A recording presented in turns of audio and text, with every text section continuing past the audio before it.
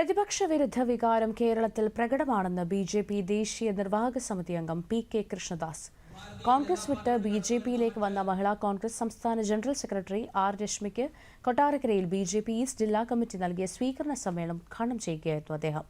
പുതുയുഗം, നവകേരളം എന്നീ പേരുകളിൽ നടത്തുന്ന യാത്രകൾ 3 പതിറ്റാണ്ടിലധികം കേരളം ഭരിക്കാൻ ജനങ്ങൾ അവസരം നൽകിയിട്ടും ഒന്നും ചെയ്യാൻ കഴിഞ്ഞില്ലെന്ന ദയനീയ പരാജയത്തിന് തെളിവാണെന്ന് കൃഷ്ണദാസ് അഭിപ്രായപ്പെട്ടു.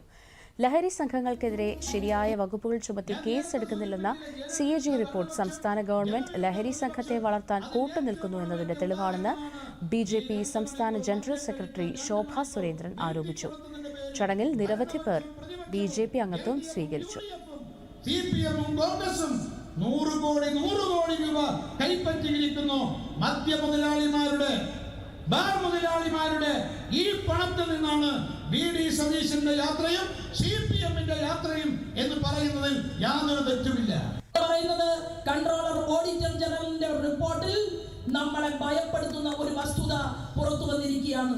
ആ റിപ്പോർട്ട് പറയുകയാണ്, മാർച്ച് മാസം 21-ാം തീയതി 2023 മാർച്ച് മാസം 21-ാം തീയതി വരെ നമ്മുടെ കേരളത്തിൽ NDPC-യുടെ, അതായത് മയക്കുമരുന്നുമായി ബന്ധപ്പെട്ടുകൊണ്ടുള്ള ഏറ്റവും ക്രൂരമായ ഭയാനകമായിട്ടുള്ള കേസുകൾ കേരളത്തിൽ വർദ്ധിതമായി